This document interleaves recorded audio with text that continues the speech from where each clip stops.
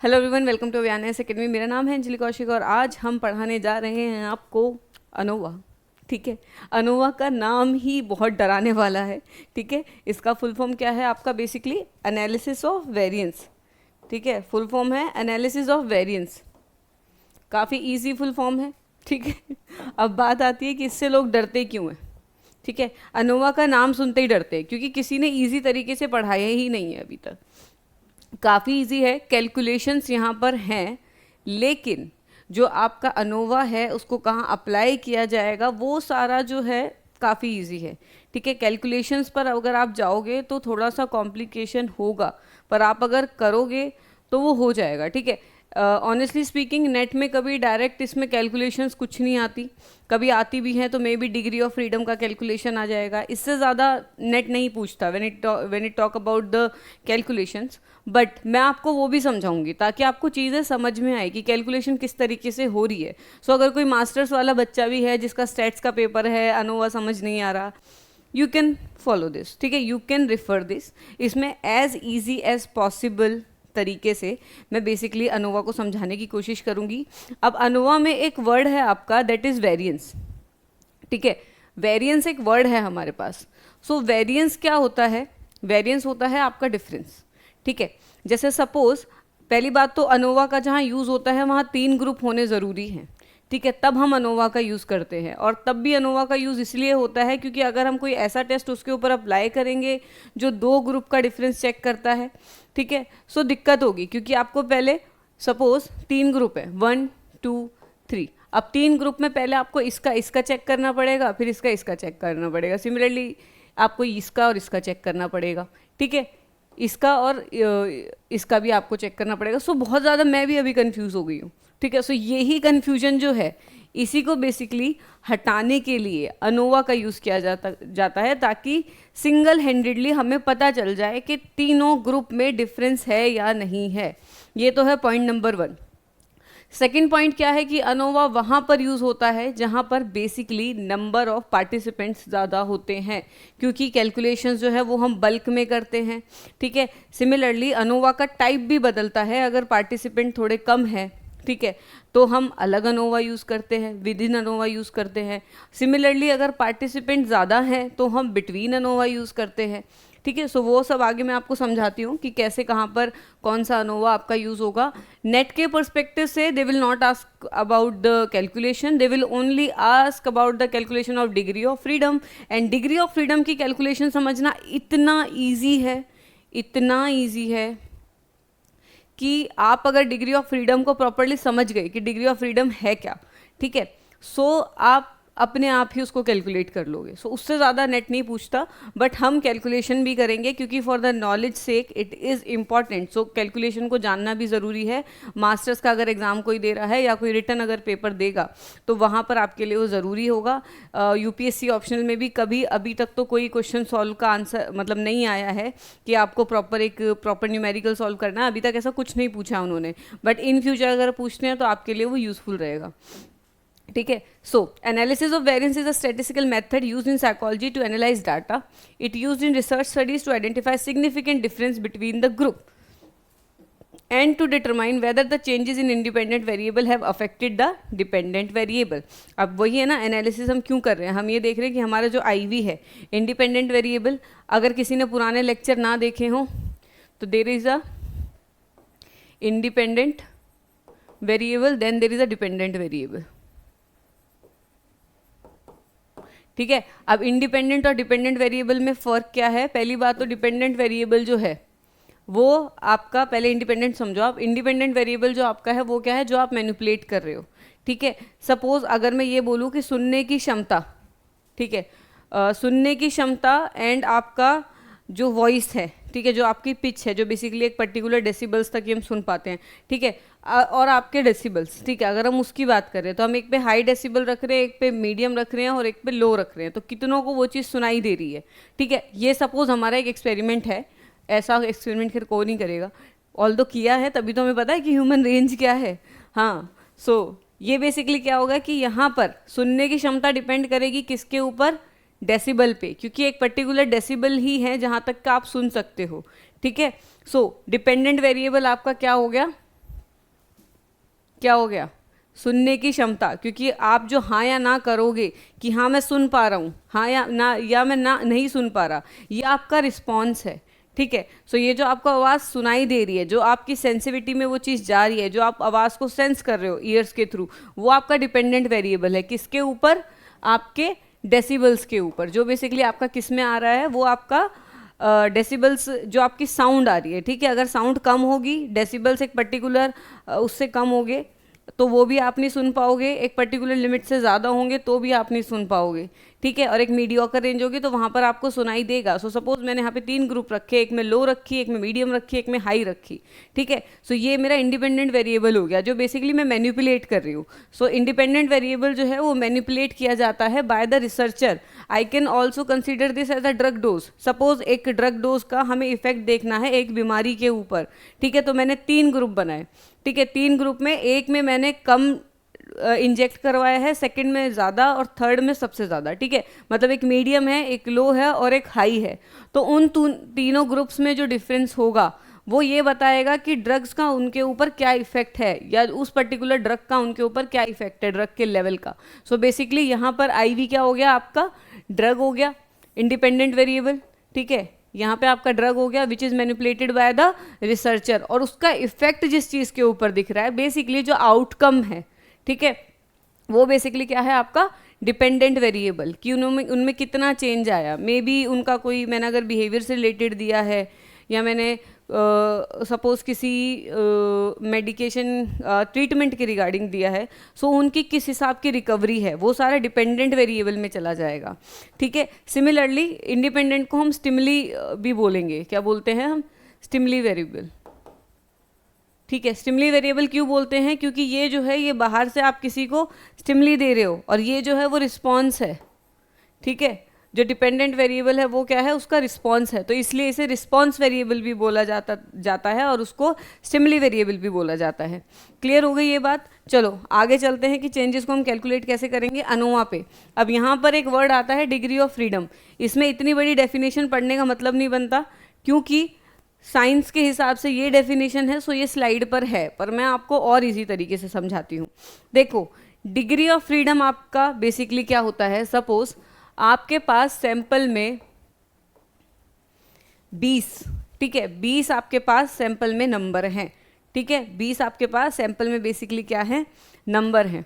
ठीक है, अब हमने यहाँ पर क्या रखा, सपोज इन 20 को ना आप एज अ पैसा कंसीडर कर लो। ठीक है, एज अ पैसा कंसीडर कर लो। ठीक है, कि टोटल सम जो है वो 20 होगा। ठीक है, टोटल सम 20 होगा और n आपका 5 है, सॉरी। ठीक है, n आपका 5 हो गया और टोटल सम जो है आपका वो कितना होना चाहिए, 20। ठीक है, टोटल सम इनका कितना होगा, 20 होगा। ठीक है, अब हम स्टार्टिंग से चलते हैं। सबसे पहली बात क्या हुई कि मेरे पास अभी इसमें पूरी लिमिट है। ठीक है, कि मैं चाहूँ तो कहीं पर कुछ भी लिखूँ। देख रहे हो आप कि ये पांचों के पांचों जो एरिया है वो मेरे लिए बिल्कुल फ्री है। ठीक है, अब समझो इस चीज़ को, n हमारे पास 5 थे, सम टोटल कितना होना चाहिए, 20। ठीक है, सपोज मैंने फर्स्ट में लिखा 3। ठीक है, फर्स्ट में मैंने लिख दिया 3। अब सम हमारे पास फिर भी कितना होना चाहिए, 20। सो यहाँ पर जो मैंने 3 लिखा है, ठीक है, यहाँ पर तो मेरे पास जो डिग्री ऑफ फ्रीडम था प्रॉपर 20 का था कि मैं 20 तक कुछ भी लिख सकती थी। ठीक है, 3 मैंने लिखा है, मैं 1 to 20 यहाँ पर कुछ भी लिख सकती थी। ठीक है, यहाँ पर मेरी डिग्री ऑफ मतलब पूरी फ्रीडम है मेरे पास। ठीक है, देन आगे चलते हैं, नेक्स्ट पे आ जाओ।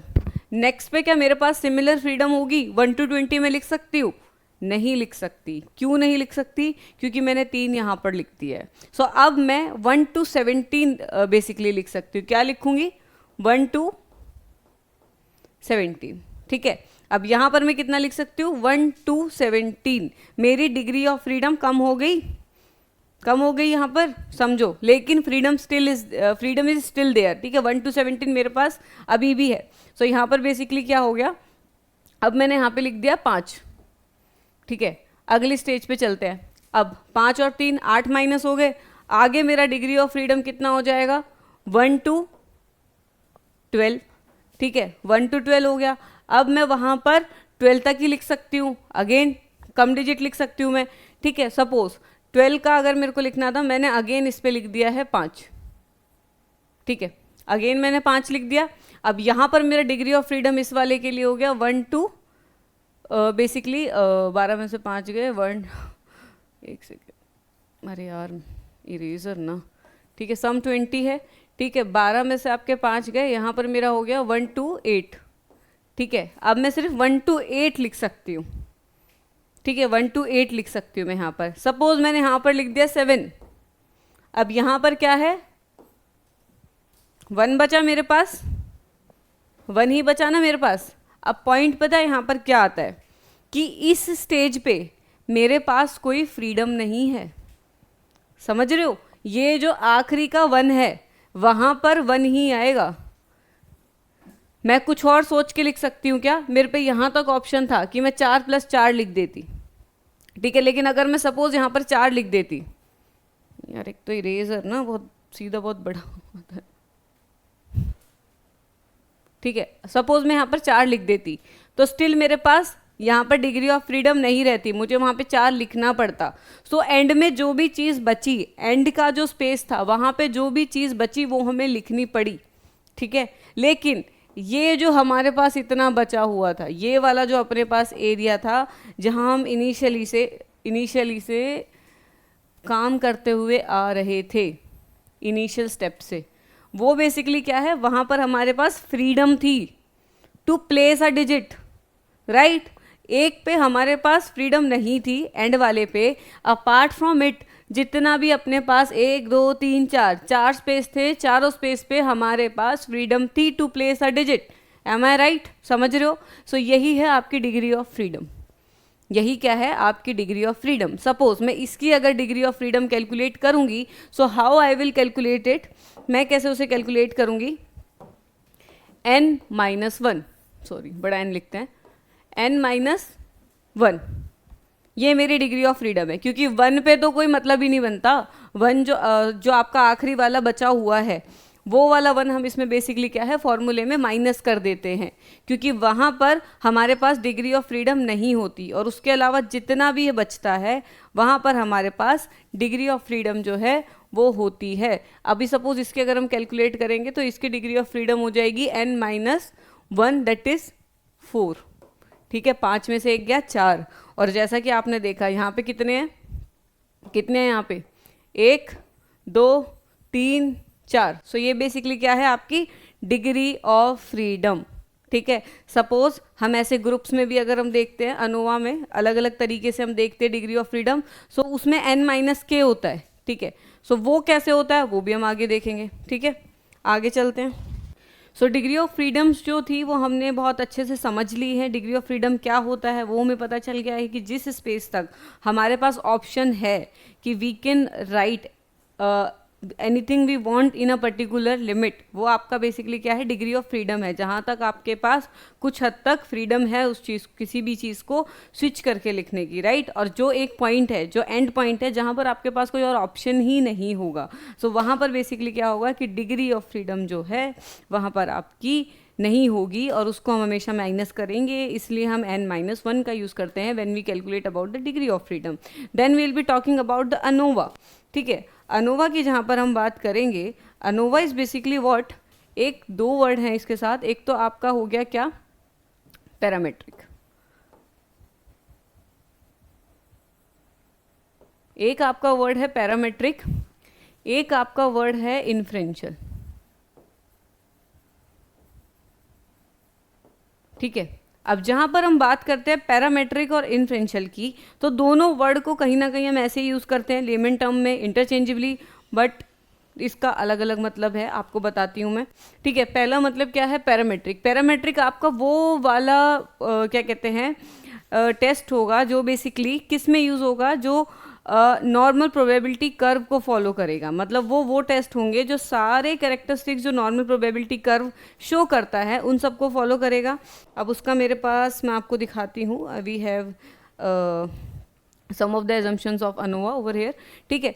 सो एजम्पशंस ऑफ अनोवा में आपका एक हो गया homogeneity of variance. Homogeneity of variance का मतलब हो गया कि हमारे जो तीनों ग्रुप हैं, ठीक है, सपोज अनोवा में पहली बात तो 1 2 3 तीन ग्रुप होते हैं, ठीक है, तीन ग्रुप में हम बेसिकली क्या करते हैं, कंपैरिजन करते हैं अनोवा में। सो एक हमारा एजम्पशन क्या होता है यहाँ पर कि जो तीनों ग्रुप में बेसिकली जो कैरेक्टरिस्टिक्स हैं वो क्या है, ऑलमोस्ट सेम है, ठीक है, हमारे जो ग्रुप्स हैं वो हर एक करेक्टरिस्टिक्स में ऑलमोस्ट इक्वल हैं। सपोज अगर मैं कोई एक रिसर्च कंडक्ट कर रही हूँ जिसके under I am taking drug, ठीक है, ड्रग का मैं इफेक्ट देख रही हूँ टूवर्ड्स व्हाट वी कॉल्ड जो बीमारी को क्योर करने में, ठीक है, किसी का ट्रीटमेंट, एज अ ट्रीटमेंट मैं ड्रग को यूज़ करना चाह रही हूँ और मैं देख रही हूँ कि उसका इफेक्ट कैसा होता है मेरे सैंपल साइज पे।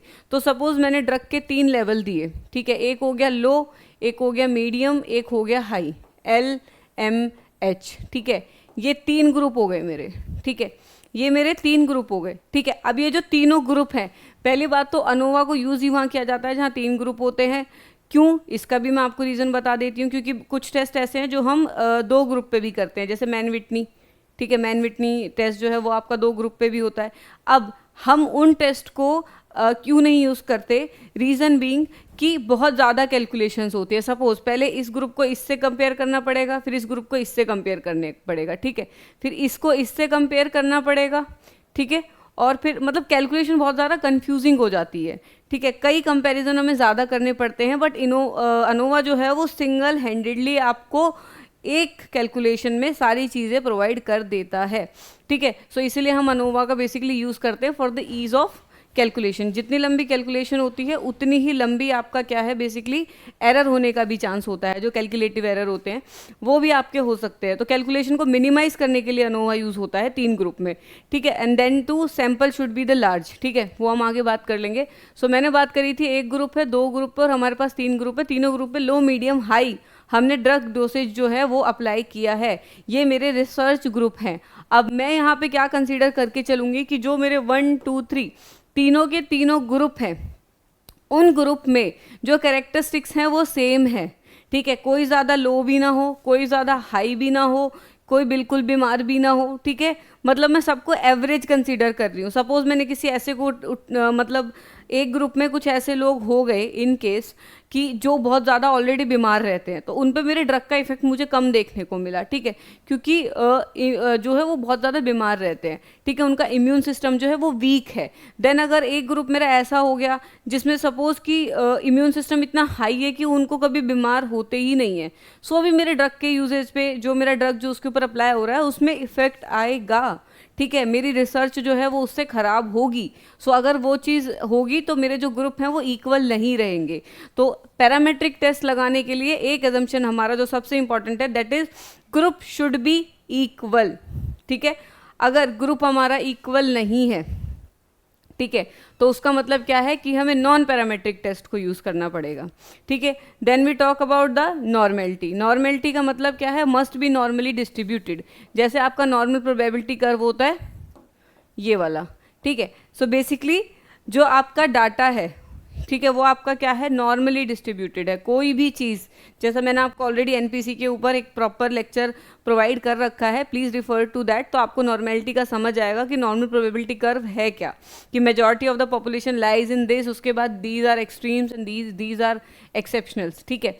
सो ये क्या है, बेसिकली नॉर्मल प्रोबेबिलिटी कर्व है कि हर जगह पे फॉलो होता है, ठीक है। सो जो डाटा है वो नॉर्मली डिस्ट्रीब्यूटेड होना चाहिए, ठीक है, मतलब हर जगह से, ऐसा नहीं है कि कोई स्पेसिफिक हो। दूसरी चीज़ क्या है कि अगर हम बात करेंगे असाइनमेंट की भी अनोवा में, सो वो हम रैंडम असाइनमेंट को ज़्यादा कंसीडर करते हैं, जिसमें कि क्या है कि हमारे चांसेस कम होते हैं बायसनेस के।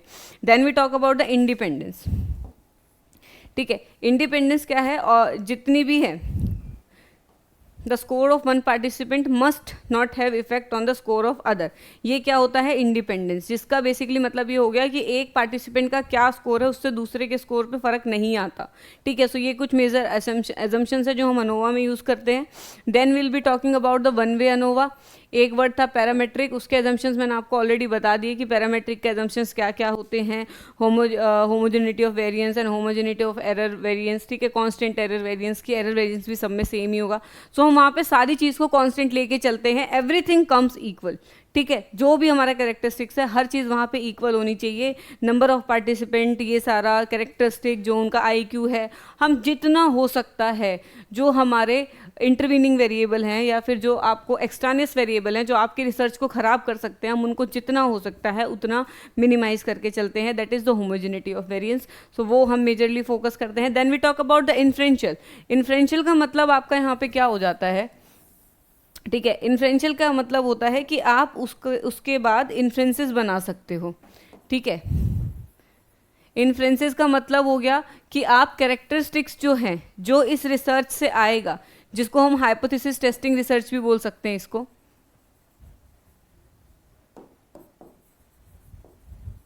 ठीक है, हाइपोथेसिस टेस्टिंग भी बोल सकते हैं, क्योंकि इन्फ्रेंशियल में क्या होता है कि जो भी आपके पास रिजल्ट आया है it is applicable to infer the characteristics of the entire population, that's why these test are parametric and can be used to infer the characteristics of the remaining population, ठीक है। सो इसलिए ये जो टेस्ट है ये आपका इन्फ्रेंशियल भी है, ठीक है। लेकिन अगर नॉन इन्फ्रेंशियल होते हैं और दूसरे टेस्ट होते हैं उनमें बेसिकली जो नॉन पैरामेट्रिक होते हैं उनमें हम ये चीज़ नहीं करते, ठीक है। सो आगे चलते हैं हम। अब हम अनोवा से जुड़े हमने दो वर्ड को समझा, आगे चलते हैं। अनोवा को हम ओमनीबस भी बोलते हैं क्योंकि अब तीन ग्रुप का इकट्ठा आपको कर देती है, सो इसको हम ओमनीबस भी बोलते हैं, ठीक है। Then what is ANOVA?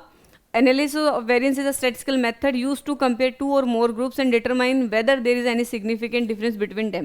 So ये क्या बताएगी कि डिफरेंस क्या था। सपोज मैंने लो मीडियम हाई जो ड्रग डोसेज वाला एग्जांपल आपको दिया है वो कंटिन्यू है, ठीक है, अभी हम उसको कंटिन्यू करते हैं।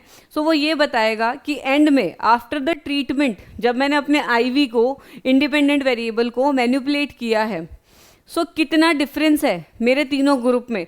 अगर ग्रुप में वहाँ पे सिग्निफिकेंट डिफरेंस है, सपोज जिनको हाई ड्रग डोसेज हमने दी थी उनमें ट्रीटमेंट का इफेक्ट ज़्यादा दिख रहा है, ठीक है, उनका इम्यून सिस्टम ज़्यादा एक्टिव है, ठीक है, उनको बीमारियां कम लग रही हैं, तो इसका मतलब क्या हो गया कि मेरा ड्रग जो है या उसमें, और जो लो था जिसमें या जिसको ड्रग दिया ही नहीं था वो बेसिकली क्या है वहाँ पर कम है ये चीज़। सो ये क्या है, ये सिग्निफिकेंस दिखाएगा कि डिफरेंस है, ठीक है। अगर वो डिफरेंस सिग्निफिकेंट होगा तो इसके बाद हम पोस्ट हॉक एनालिसिस करते हैं। पोस्ट हॉक एनालिसिस में मल्टीपल वहाँ पर टेस्ट हैं, आगे जाके हम पोस्ट हॉक एनालिसिस भी पढ़ेंगे। सबसे पहले हम इन वालों को कंप्लीट करेंगे, ठीक है, जो आपका ये ऑलरेडी पैरामेट्रिक और नॉन पैरामेट्रिक टेस्ट है, इनको बिल्कुल with calculation we will study and after that will go for the post hoc analysis, क्योंकि आजकल पोस्ट हॉक एनालिसिस से भी क्वेश्चन पूछ रहे हैं, ठीक है, नेट से क्वेश्चन आते हैं पोस्ट हॉक एनालिसिस में कि इसके बाद कौन सा यूज़ होना चाहिए, तो वो सारा मैं आपको कराऊंगी।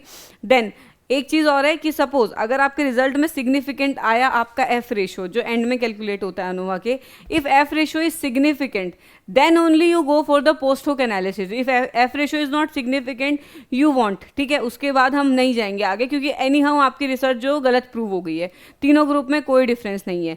एंड पोस्ट हॉक एनालिसिस क्यों इंपॉर्टेंट होते हैं बेसिकली, क्योंकि अनोवा ओनली टेल्स कि there is a difference between the three of these groups, ठीक है, वो डिफरेंस बताता है, ठीक है, लेकिन कितना डिफरेंस है वो ये नहीं बताता है। द डिग्री ऑफ डिफरेंस कि कितना ज़्यादा उससे इफेक्ट आ रहा है, डिग्री ऑफ इफेक्ट वो नहीं बताता है, ठीक है। इसीलिए आपका पोस्ट हॉक एनालिसिस जो है वो यूज़ होता है, सो दैट जो आगे जाके है आपको उसका प्रॉपर पता चले कि वो कितने लेवल पे कैसे अफेक्ट कर रहा है, ठीक है। When to use ANOVA? ANOVA is used in psychology when there are more than two groups to compare. It is used to check for the differences between the means and to determine there those differences statistical significant or not. ठीक है, अब हम बात करते हैं ANOVA के example की, ठीक है। अनोवा के एग्जाम्पल की सबसे पहले बात करेंगे, कैलकुलेशन के साथ समझने की कोशिश करेंगे। एक चीज़ और बता दूंगी कि एक तो अनोवा आपका एक तो बिटवीन होता है, ठीक है, एक आपका होता है, एक बिटवीन होता है, एक आपका होता है विद इन, ठीक है। विद इन और बिटवीन अनोवा में फ़र्क क्या है कि जो आपका बिटवीन अनोवा है इसका मतलब क्या है कि जो पार्टिसिपेंट है या जो सैंपल साइज में जो लोग हैं वो क्या है, म्यूचुअली एक्सक्लूसिव है,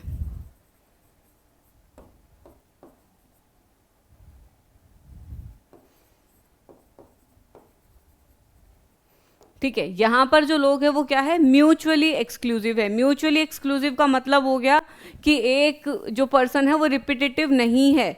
ठीक है, सपोज मेरे पास 60 लोगों का एक सैंपल है। ठीक है, 60 लोगों का मेरे पास सैंपल है, मैंने 3 ग्रुप में डिवाइड करना है, तो मैंने 20 और 20 ग्रुप्स में उसको बांट दिया। ठीक है, ये बेसिकली आपका क्या हो गया, ये आपका बिटवीन अनोवा हो गया, जहां पर we talk about mutually exclusive group. ये इसके पार्ट नहीं होंगे, ये इसके पार्ट नहीं होंगे। ठीक है, ये 20 लोग इस वाले ट्रीटमेंट में नहीं जाएंगे, ये 20 लोग इस वाले ट्रीटमेंट में नहीं जाएंगे। So this is the between ANOVA. Then we talk about the within ANOVA. Within ANOVA में क्या होता है, सपोज मेरे पास सिर्फ ग्रुप ही 20 का है। ठीक है, और मेरे को 3 ट्रीटमेंट का रिजल्ट देखना है। ठीक है, अब मेरे पास सैंपल साइज ही 20 है, या सपोज सैंपल साइज हम 20 ना लेके 50 ले लेते हैं, क्योंकि इतने छोटे पे तो हम अनोवा यूज़ भी नहीं करेंगे। ठीक है, इतने छोटे ग्रुप पे हम अनोवा यूज़ भी नहीं करते। मैं आपको 50 के साथ बताती हूँ, सो दैट आपको चीज़। ठीक है, विद इन में क्या होगा, सपोज मेरे पास 50 पार्टिसिपेंट हैं। अब 50 पार्टिसिपेंट में मेरे पास ऐसा नहीं हो सकता कि मैं ग्रुप बना लूँ। Is it possible? Equal group तो नहीं बनेंगे, अनइक्वल ग्रुप बन सकते हैं। ठीक है, इक्वल ग्रुप नहीं बनेंगे, अनइक्वल बन सकते हैं इससे, लेकिन हम तो यहाँ पे पैरामेट्रिक फॉलो कर रहे हैं। पहला पॉइंट तो यही आ गया। ठीक है, देन 2, अगर हमारे पास सैंपल साइज छोटा है, ठीक है, तो भी हम नॉन पैरामेट उसमें क्या कहते हैं, विद इन सैंपल पे काम करेंगे। क्यों? क्योंकि विद इन में क्या होगा कि ये 50 जो लोग हैं, सपोज मेरे 3 ट्रीटमेंट हैं, low, medium and high. Again drug के 3 ट्रीटमेंट के फेस हैं, 3 ग्रुप मैंने बना रखे हैं। सो अगर मेरा वो बिटवीन वाला है तो मैं 150 पार्टिसिपेंट लेके लो, मीडियम, हाई में 50 50 50 डिवाइड करूँगी। ठीक है, लेकिन अगर विद इन की बात कर रहे हैं तो विद इन पे क्या होगा, लो में भी 50, मीडियम में भी 50, हाई में भी 50, तीनों ग्रुप में 50 50 50। अब ये तीनों 50 क्यों है? क्योंकि ये रिकंडक्ट हो रहा है। ठीक है, एक ही पार्टिसिपेंट पे रिकंडक्ट हो रहा है। मैंने एक पार्टिसिपेंट को तीनों ट्रीटमेंट देके देखे हैं। ठीक है, लो भी, मीडियम भी, हाई भी। यहाँ पर मैंने पार्टिसिपेंट अपने अलग अलग रखे थे। ठीक है, कि 50 50 50, देवर म्यूचुअली एक्सक्लूसिव, वो रिपीटेटिव नहीं थे। ठीक है, ये क्या था, ये रिपीटेड था, इसलिए इसको रिपीटेड मेजर्स ऑफ अनोवा भी बोलते हैं। ठीक है, repeated ANOVA, within ANOVA, वो सारा ये है। और बिटवीन अनोवा जो है वो ये है जहाँ पर बेसिकली रिपीटेशन नहीं होता। तो अगर आपके पास कोई एक बेसिकली सपोज आपके पास अगर कोई पैराग्राफ आता है ड्यूरिंग द एग्जाम, तो दे विल टेल यू कि एक ग्रुप था, ग्रुप को पहले एक ट्रीटमेंट दिया, 2 ट्रीटमेंट दिया, फिर 3rd ट्रीटमेंट हमने दिया। ठीक है, सो एक ही ग्रुप को अगर उसने 3 ट्रीटमेंट दिए है, so the person is using repetitive और within ANOVA. And if the person said कि कुछ हमारे पास 150 या 200 पार्टिसिपेंट थे, उनको हमने 3 ग्रुपों में बांट दिया। ठीक है, या सपोज हमारे पास 300 पार्टिसिपेंट थे, उनको हमने 3 ग्रुपों में बांट दिया। ठीक है, अगर उन्होंने ग्रुपों में बांटा है कि एक ग्रुप आपका लो में गया, एक मीडियम में गया, एक हाई में गया, then we will be talking about what, between ANOVA. ठीक है, वहां पर आपकी बात किसकी आ जाएगी, बिटवीन अनोवा की आ जाएगी। ठीक है, क्योंकि यहाँ पर जो है वो रिपीटेटिव नहीं है, तो ये बिटवीन है, मतलब ग्रुपों के बीच में चेक कर रहे हैं। और विद इन क्या है कि सारा सैंपल जो है रिपीटेडली चल रहा है, और इसको रिपीटेड मेजर्स ऑफ अनोवा भी बोलते हैं। Keep this in your mind. They will ask you कि जो ऊपर आपका अनोवा यूज हुआ है वो कौन सा यूज हुआ है, 1 way factorial, 2 way factorial, 1 way within, ये सारे वर्ड जब आते हैं ना तो बंदा डर जाता है, फैक्ट है। लेकिन keep this in your mind कि जब हम बात करें बिटवीन अनोवा की, we are talking about 3 group जो एक्सक्लूसिव है। ठीक है, when we are talking about within ANOVA, तो वहां पर हम क्या कर रहे हैं कि ऐसा ग्रुप जो बेसिकली रिपीटेडली जा रहा है, किसमें, एक्सपेरिमेंट में, लो में, फिर मीडियम में, फिर हाई में। ठीक है, सिमिलरली ये कम नंबर पे जब हमारे पास पार्टिसिपेंट होंगे तब हम बिटवीन का यूज़ करेंगे। सॉरी, जब हमारे पास कम नंबर ऑफ पार्टिसिपेंट होंगे, लेस नंबर ऑफ पार्टिसिपेंट्स जब हमारे पास होंगे, then we will be using the repeated और within. And when we have the more number of participants and can be, which can be basically which can be divided in the equal groups. So वहाँ पर हम between का use करेंगे क्योंकि वहाँ पे हमारे पास स्पेस होता है, ठीक है, स्पेस हमारे पास होता है। वो क्या बोलते हैं, डिग्री ऑफ फ्रीडम हमारे पास होती है, ठीक है, कि किसने पार्टिसिपेंट कहाँ पर रखने हैं, वहाँ पर हमारे पास नहीं है वो चीज़। चलो ये सिर्फ मजाक था, डिग्री ऑफ फ्रीडम ऐसे नहीं कैलकुलेट होती, जो थी वो पहले मैं ऑलरेडी बता चुकी हूँ, ठीक है। But we are free to choose, more participants are there, we are free to choose, ठीक है। Then we talk about the hypothetical example. हम अब देख लेते हैं, एक रिसर्च क्वेश्चन है, समझिएगा, मैं भी आपके साथ ही पढ़ूंगी और आपको क्वेश्चन को सॉल्व करना भी सिखाऊंगी, ठीक है। Try to learn so that you will know कि कौन सा यूज होगा यहाँ पे। Does a therapy of a cognitive behavior therapy, psychoanalytic therapy and humanistic therapy have a significant effect on reducing anxiety level in patient? ठीक है, इन्होंने क्या बोला है कि 3 हमारी थेरेपी हैं, कॉग्निटिव, सीबीटी, फिर PT that is psychoanalytical therapy, then will be talking about the humanistic therapy that is HT. So यहाँ पर हमारे 3 ट्रीटमेंट जो हो गए या 3 ग्रुप जो हमारे हो गए वो आपके कौन से हो गए, एक तो सीबीटी हो गया, नोट डाउन करते रहो, 3 ग्रुप हमारे क्या हो गए, एक हो गया सीबीटी, एक आपका हो गया पीटी, एक आपका हो गया ह्यूमनिस्टिक थेरेपी। और हमें देखना है कि इसमें क्या ये सिग्निफिकेंट है एंजाइटी लेवल को कम करने के लिए, ठीक है। अब experiment, a psychologist conducted a study with 60 participant वो were randomly assign to one of the 3 therapy group. अब देखो इसने लिखा कि साइकोलॉजिस्ट जो है उसने स्टडी करी, ठीक है, वो स्टडी कर रहा है जिसमें उसने 60 पार्टिसिपेंट रखे हैं, टोटल 60 पार्टिसिपेंट हैं, ठीक है। वो were randomly assign to one of the 3 therapy group, ये आपका पॉइंट था, one of the 3 therapy group, 3 therapy में से किसी एक ग्रुप में रेंडमली असाइन किया है। सो ये आपका कौन सा हो गया, एक पॉइंट और नोट कर लो। अब यहाँ पर जो आपको याद रखना है, पहला क्या याद रखना है यहाँ पर कि ये बिटवीन अनोवा यूज कर रहे हैं, ठीक है, बिटवीन अनोवा यहाँ पे यूज हो रहा है, रिपीटेड मेजर्स नहीं है, पार्टिसिपेंट रिपीट नहीं हुए हमारे, ठीक है, एक ही किसी ग्रुप में डाला जा रहा है उन्हें, ठीक है। 3 therapy groups, CBT, PT and humanistic. After 6 weeks of therapy programme anxiety levels were measured and using the standardised anxiety scale. और 6 वीक के बाद वो बेसिकली क्या कर रहे हैं, ऑलमोस्ट 1.5 महीने बाद वो देख रहे हैं कि उनमें कितना डिफरेंस है, जो ग्रुप हैं उनके एंजाइटी लेवल में बेसिकली कितना डिफरेंस है। तो ये हमारा एक मेजर स्टडी है, ठीक है। 3 ट्रीटमेंट हमारे हो गए, CBT, PT, HT, N20, N20, N20, ये बेसिकली आपकी क्या है, ऑब्जर्वेशंस हैं। मैंने उसमें नहीं लिखी हुई, टेबल में नहीं लिखी हुई ऑब्जर्वेशंस, क्योंकि ऑब्जर्वेशंस का इतना कुछ हमारे पास लेना देना नहीं है, कैलकुलेशंस आर ऑलरेडी डन। मैं यहाँ पर कैलकुलेशन नहीं करूँगी, मैं बस आपको इलेबोरेट करूँगी कि कैलकुलेशन हुई कैसे है, क्योंकि अगर मैं यहाँ कैलकुलेशन करने बैठ गई तो मैं भी कहीं ना कहीं थोड़ा बहुत अटक जाऊँगी, ठीक है। वो होता है maths, when it comes to maths people got stuck, क्योंकि मैथ में ना कहीं पे भी एक डिजिट थोड़ा सा चेंज हुआ and you'll end up you know messing the whole आपका जो भी है क्वेश्चन। सो ये दिक्कतें होती हैं, ऑनलाइन क्लास में मैं वो चीज़ नहीं करना चाह रही, सो इसीलिए ऑलरेडी वो कैलकुलेटेड है। अब मैं आगे आपको बताती हूँ कि वो कैलकुलेशन हुई कैसे है, ठीक है। सबसे पहले तो हम अनोवा में क्या करेंगे, स्टेप 1 पे आ जाओ, स्टेप बाय स्टेप सीखते हैं हम, ठीक है। हम पहले बनाते हैं एक हाइपोथेसिस, क्योंकि ये क्या है, ये हाइपोथेसिस टेस्टिंग है।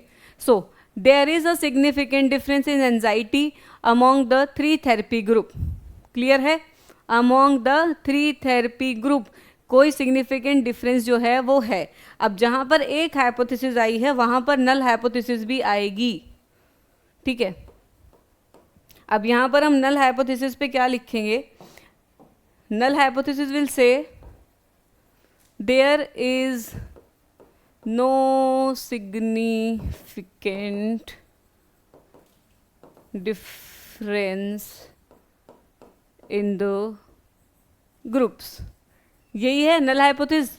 जो हमारी नल हाइपोथेसिस क्या होगी, जो हम प्रूव कर रहे हैं उसको बेसिकली क्या है, डिनाई कर देगी, वो आपका क्या होगा, नल हाइपोथेसिस। सो नल हाइपोथेसिस आपकी क्या बोलेगी, null hypothesis is saying that there is no difference. यही बोलते हैं नल हाइपोथेसिस डिनाई कर देती है पूरी रिसर्च को कि कोई डिफरेंस है ही नहीं। जो हम प्रूव करना चाहते हैं नल हाइपोथेसिस हमेशा उसके ऑपोजिट हो जाती है, ठीक है। सो नल हाइपोथेसिस हो जाएगी there is a no significant difference between the 3 of the groups, clear है। देन हम आगे चलते हैं, सो पहला पॉइंट हमारा क्लियर हो गया, हाइपोथेसिस बन गई है हमारी, there is a significant difference in anxiety reduction among the 3 groups and there is no significant difference in anxiety reduction, ये लिखना भूल गई हूँ मैं, sorry, anxiety reduction of these groups, ठीक है, 3 ग्रुप्स, सॉरी, ठीक है। देन अब सबसे पहला हमारा आता है, हम देखते हैं मीन स्कोर, ठीक है। मीन स्कोर आपका क्या है, total number, sum of the observation divide by the number of observation, ठीक है। सो ये रहा, देखो सम करा हमने सबका, divide by 20, divide by 20, divide by 20। सो पहला ग्रुप 1 का हमारा आया 16.5, ग्रुप 2 का आया 22.10 और ग्रुप 3 का आया हमारा 29। तो सबसे पहले तो तीनों ग्रुप का हमने क्या निकाला, मीन निकाला, क्योंकि जब हम आगे कैलकुलेट करेंगे हम मीन के थ्रू कैलकुलेट करेंगे। मीन के थ्रू क्यों होगा ये कैलकुलेट, क्योंकि सिंगल सिंगल ऑब्जर्वेशन को अगर हम उठा के करेंगे तो वो बहुत ज़्यादा टफ हो जाता है, ठीक है, और वो अनोवा में होता भी नहीं है। वो मैथमेटिक्स के हिसाब से बता रही हूँ कि सिंगल सिंगल ऑब्जर्वेशन का नहीं हो सकता, ठीक है। Then calculate the overall mean of anxiety score, ठीक है। अब ओवरऑल मीन क्या होगा आपका, ओवरऑल मीन इज बेसिकली कि जो आपके टोटल हैं इन सबको प्लस करो, ठीक है। ग्रुप 1 का टोटल, हम सेकंड शीट ले लेते हैं अपने लिए, ठीक है। आपका पहले तो ग्रुप 1 का टोटल, ठीक है, एक second, group 1 plus group 2 plus आपका ग्रुप 3 डिवाइड बाय 60, ठीक है। जो भी आपका बेसिकली सारी सम, जो आपकी सारी ऑब्जर्वेशंस थी ग्रुप 1 की, ग्रुप 2 की, ग्रुप 3 की, हम सबको प्लस करेंगे, ठीक है। देख रहे हो कितनी कैलकुलेशन है, इजी है, लेकिन अगर मैं हाँ ऐसे कैलकुलेट करती रहती मैं 3 घंटे लगा देती, ठीक है। ऑल दो फ्लुएंसी आ जाती है, I have that fluency, but ignore करते हैं वो चीज़, ठीक है। तो ग्रुप 1 हो गया, ग्रुप 2 हो गया, ग्रुप 3 हो गया, ग्रुप 1 2 3 को डिवाइड बाय करेंगे प्लस करके 60 से, तो हमारे पास ओवरऑल मीन आ जाएगा, ठीक है। अब यहाँ पर जैसा कि हमने देखा, calculate the overall mean of anxiety score means sum of all scores divide by the total number of the scores, ठीक है। फॉर्मूले भी आपको यहाँ मिल जाएंगे। अब ओवरऑल मीन आपका क्या होगा, 1037 इसका टोटल सम आ रहा है सारे स्कोर्स का, डिवाइड बाय आपका 60, जिसका आंसर आपका आ गया 17.28। सो अब यहाँ से एक चीज़ हम क्लियर करते हैं, हमने यहाँ पे 2 चीज़ें निकाल ली हैं, एक तो mean of the particular group, ठीक है, हर एक ग्रुप का हमारे पास पर्टिकुलर मीन है, दैट इज 16, 22 एंड 29। दूसरी चीज़ हमने क्या निकाली है, मीन ऑफ ओवरऑल ऑब्जर्वेशन, ठीक है। ओवरऑल ऑब्जर्वेशन का भी मीन हमारे पास आ गया है, दैट इज योर 17.28। अब जो कैलकुलेशन होगी वो हम आगे लेके चलेंगे, ठीक है। चलो अब थर्ड स्टेप पे हम आते हैं, ठीक है, step by step. Third step हमारा क्या है, calculate sum of the square for each group and the total sum of square, ठीक है। सम ऑफ स्क्वायर बेसिकली क्या होगा ईच ग्रुप का, देखो इसका formula n into mean overall mean, minus करेंगे मीन 1 में से, और इंटू स्क्वायर। सो बेसिकली इसको हम कैसे लिखेंगे कि सपोज ग्रुप 1 का मीन है, ठीक है, ग्रुप 1 का मीन माइनस जो आपका टोटल मीन है, कैसे लिखूं इसको, हाँ, ग्रुप 1 का मीन, ठीक है, माइनस ओवरऑल, ठीक है, ये हमारा हो गया, और उसकी स्क्वायर, ठीक है। हाँ, तो हमारे यहाँ पे क्या हो गया, ग्रुप 1 का मीन माइनस ओवरऑल मीन, ठीक है, ये बेसिकली क्या हो गया, और उसकी स्क्वायर। सो जो भी उसका आंसर आएगा हम उसी का बेसिकली क्या करेंगे, स्क्वायर करेंगे, और ये हम हर एक ग्रुप के साथ करेंगे। यहाँ पर हम बेसिकली क्या देख रहे हैं, बिटवीन डिफरेंस देख रहे हैं, ठीक है, कि तीनों ग्रुप में क्या डिफरेंस है वो हम यहाँ पे कैलकुलेट कर रहे हैं। सी हमने 20, ठीक है, 20 आपका बेसिकली क्या होगा नंबर, मीन ग्रुप 1 का क्या था आपका 16, ठीक है, और आपका टोटल मीन था 17.28, वो हमने माइनस करा और उसकी जो भी स्क्वायर आई, ठीक है, वो हमने बेसिकली प्लस करी। तो तीनों का हम सेम चीज़ करेंगे, क्या करेंगे कि 20 इंटू आपका जो भी मीन था, ठीक है, mean group 1 minus overall mean को हम ओ बोलते हैं अभी समझाने के लिए, ठीक है, ओवरऑल मीन, ठीक है, OOM, ठीक है, की स्क्वायर। ये बेसिकली आपका क्या है, आप हर ग्रुप के लिए करोगे और इन्हें प्लस कर दोगे, ठीक है, हर ग्रुप के लिए ये चीज़ करके क्या करी जाएगी, प्लस करी जाएगी। सेम फॉर द ग्रुप 1, ठीक है, देन ग्रुप आपका ग्रुप 2, देन आपका ग्रुप 3, तीनों ग्रुप के लिए आप सिमिलर जो है मेथड से वो चीज़ करोगे। अब यहाँ से आपके पास जो एक पर्टिकुलर डिजिट आया वो क्या आया, 922। सो ये बेसिकली क्या हो गया आपका sum of square, sum of squares, ठीक है, sum of square of what, between group, ठीक है, बिटवीन द ग्रुप का सम ऑफ स्क्वायर आपके पास आ गया है।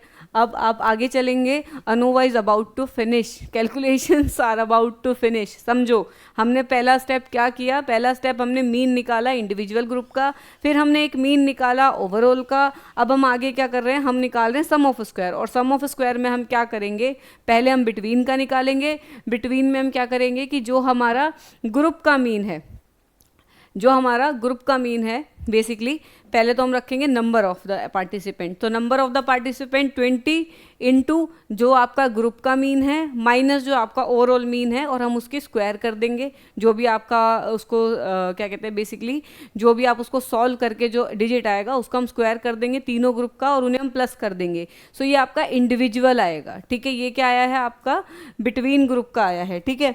देन हम आगे की बात करेंगे, आगे चलते हैं। अब हम ये हमने बिटवीन ग्रुप का निकाल लिया, ठीक है, अब हम विद इन ग्रुप का निकालेंगे, जैसे हमने ओवरऑल ग्रुप का वो कैलकुलेट करा था। अगर हम विद इन ग्रुप की बात यहाँ पे करेंगे तो यहाँ पर क्या होगा कि जो आपका स्कोर है फर्स्ट ग्रुप का, विद इन ग्रुप में हम 20 को हटा देंगे, याद रखो ये चीज़, ठीक है, विद इन ग्रुप में हमने n को हटा दिया है, ठीक है, इंडिविजुअल वाला जो है उसको हमने हटा दिया है, जो हमने बेसिकली इंडिविजुअल ग्रुप के जो नंबर यहाँ पे लिए थे बिटवीन में वो हमने विद इन में नहीं लिए हैं।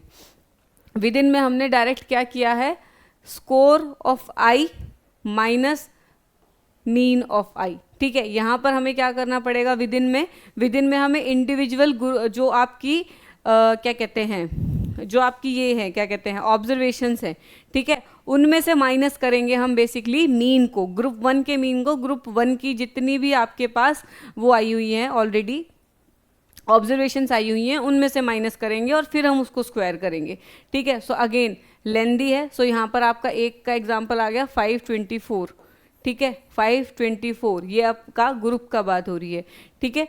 और इसमें एक चीज़ और करेंगे कि सारी ही कैलकुलेशन को यहाँ पे वो करा जाएगा कंसीडर। सो कैलकुलेशन अगेन बहुत ज़्यादा है। फिर जो हमारा टोटल सम ऑफ स्क्वायर आएगा वो कैसे आएगा, हम इसे डिवाइड कर देंगे, ठीक है। कैसे डिवाइड करेंगे, तो इसमें हमारे पास इंडिविजुअल जो आपकी जितनी भी डाटा आपके पास इंडिविजुअल है उसका भी महत्व बहुत ज़्यादा है, और जो आपका ग्रुप में आपका मीन विन कैलकुलेट हो रहा है वो भी बहुत ज़्यादा इंपॉर्टेंट है। सो उसके बाद टोटल सम ऑफ स्क्वायर हमारा क्या आएगा, बेसिकली जो हमारा यहाँ से सम ऑफ स्क्वायर विद बिटवीन का निकला है, और जो हमने यहाँ पे सम ऑफ स्क्वायर आपका बेसिकली विद इन का निकाला है, हम उनको डिवाइड कर देंगे, ठीक है। सो सीधा सीधा सॉरी हम उसको प्लस कर देंगे, ठीक है। जब हम उसे प्लस करेंगे तो प्लस करने के बाद हमारा आंसर टोटल आया है 14472। क्या आंसर आया है हमारा, 14472, ये हमारा ओवरऑल आंसर आया है इसको इससे प्लस करने के बाद। सो ये हमारा टोटल क्या आ गया है, सम ऑफ स्क्वायर यहाँ पर आ गया है, ठीक है। ये चीज़ क्लियर हुई आप सबके लिए। अब इसमें एक चीज़ आपको और बता दूं कि मेरे को ये विद इन स्कोर वाला ऑब्वियसली बहुत लोगों को बेसिकली क्या है कंफ्यूज कर रहा होगा, लेकिन ऐसा नहीं है, कंफ्यूज मत हो। हम बेसिकली यहाँ पर क्या देख रहे हैं कि सारे ग्रुप का हम विद इन देख रहे हैं, तो बिटवीन जब हम देख रहे हैं तो हम पूरे पूरे ग्रुप को देख रहे हैं और उनको ना डायरेक्ट हम इंटू 20 कर दे रहे हैं, जैसे यहाँ पर है, ठीक है। यहाँ पर भी हम देख तो पूरे का ही रहे हैं, लेकिन हमने यहाँ पे क्या स्मार्टनेस दिखाई है कि हम ऑलरेडी उसमें जो मीन है उसको कैलकुलेट कर रहे हैं, मीन एवरेज ही तो है। सो एवरेज को हम इंटू 20 अगर कर देंगे तो आंसर तो हमारा सारे का ही कैलकुलेट होगा एनी हाउ। सो वो हमने बिटवीन में कर लिया क्योंकि वहाँ पर सिंगल सिंगल ही है। लेकिन अगर हम विद इन की बात कर रहे हैं, सो विद इन अनोवा में आपका क्या दिक्कत होगी कि विद इन में जहाँ विद इन ग्रुप का हम डिफरेंस देखेंगे वहाँ पर एक दिक्कत आएगी कि person to person, group to group वो चीज़ डिफरेंट होती जाएगी, इंडिविजुअल का हमें देखना पड़ेगा। सो यहाँ पर क्या होगा कि हर एक जो ग्रुप है, जैसे उसका जो मीन आया है वो हम माइनस करेंगे उसकी ऑब्जर्वेशन में से, और फिर जो बचेगा हम उसका स्क्वायर करेंगे रादर देन डायरेक्टली इनटू कर देना, ठीक है। सो दोनों चीज़ें आपकी यहाँ पे काम करेंगी। Then we talk about the degree of freedom. अब हम डिग्री ऑफ फ्रीडम देखेंगे बिटवीन और विद इन ग्रुप की। पहली बात आती है बिटवीन ग्रुप की degree of freedom. As I told, अगर हम बात करें 3 स्पेस की, ठीक है, 3 स्पेस हैं यहाँ पर, ठीक है। इन्होंने बोला है degree of freedom between the group.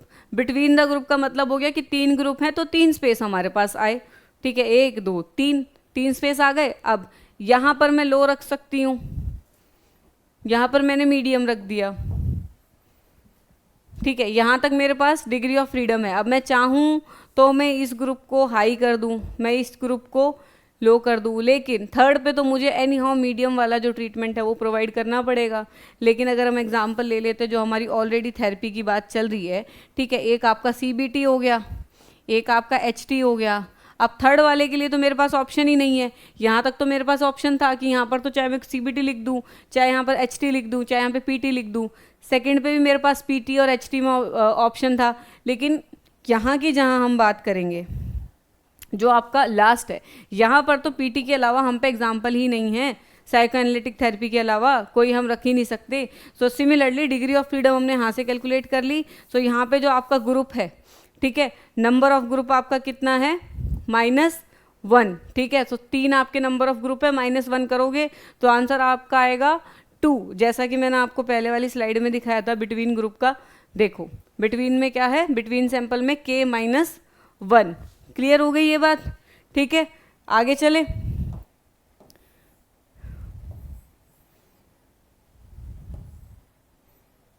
आगे आते डिग्री ऑफ फ्रीडम पे। Then within the group में हम क्या करेंगे कि टोटल नंबर का हम देखते हैं, ठीक है। और इसमें -3 क्यों करते हैं, -3 क्यों करते हैं, ये क्वेश्चन आता है। देखो बिटवीन विद इन ग्रुप हम जब कर रहे हैं तो हमारे पास 3 ट्रीटमेंट है, 3 ट्रीटमेंट है। तो सपोज 57 तक तो मेरे पास डिग्री ऑफ फ्रीडम था कि मैंने कहीं पे कुछ रख दिया, कहीं पे कुछ रख दिया, कहीं पे कुछ रख दिया। लेकिन अब मैं एंड की तरफ मूव फॉरवर्ड कर रही हूँ, मेरे पास 3 ही डिजिट बची हैं और मेरे पास 3 ही सीट बची हैं। मेरे को तीनों CBT, PT और HT में से एक ना एक तीनों को देना ही पड़ेगा, ठीक है।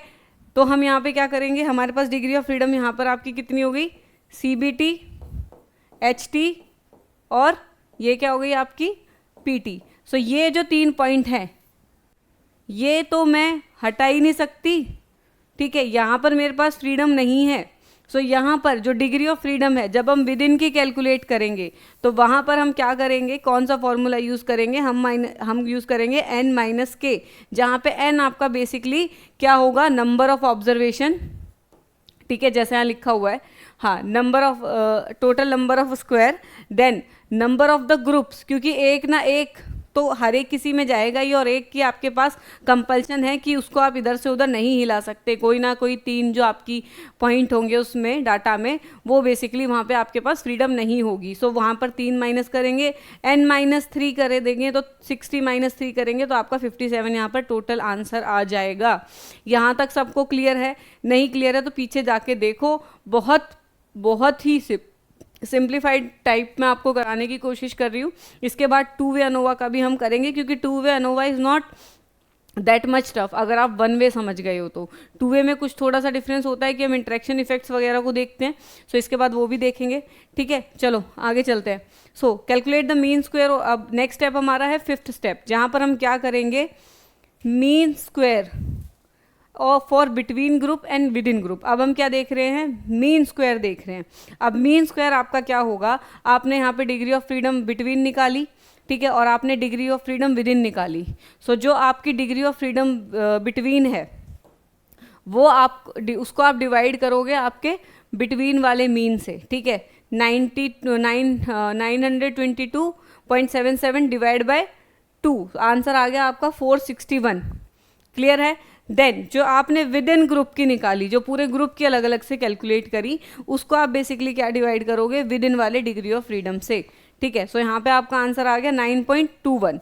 यहाँ तक आपको क्लियर हुआ?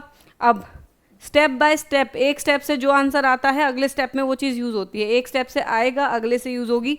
एक बार मैं इसको कराने के बाद एक बार रिवाइज भी करवाऊंगी कि कैसे वो कैलकुलेट होगा, ठीक है। सो एंड में हम क्या कैलकुलेट करेंगे, एंड में हम कैलकुलेट करेंगे एफ रेशियो, जो बेसिकली आपका सिग्निफिकेंस बताएगा, ठीक है, सिग्निफिकेंस जो बेसिकली आपका दिखाएगा।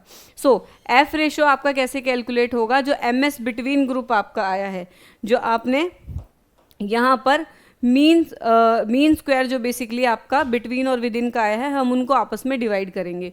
जहाँ पर बिटवीन ग्रुप ऊपर होगा और विद इन ग्रुप नीचे होगा, तो आपका 461.39 डिवाइड बाय 9.21, और आपका आंसर कितना है यहाँ पे 50.14। ये आंसर आ गया 50.14। अब हम क्रिटिकल वैल्यू देखेंगे, ठीक है। क्रिटिकल वैल्यू कैसे देखेंगे, looking up the F value, your desired significance level and degree of freedom. Assuming significance level हमने 0.5 यहाँ पे कंसीडर किया है, and degree of freedom is 2, ठीक है। So degree of freedom with in हमारी कितनी आई है 57। You would find a critical F value approximately क्या आपकी 3.21, ठीक है। यहाँ पे आपकी जो फाइनल आपकी क्या कहते हैं एफ वैल्यू है वो आपको मिल जाएगी, ठीक है। देन एफ रेशो की हम क्रिटिकल वैल्यू को हम बेसिकली कंपेयर करेंगे, और अगर वो आपकी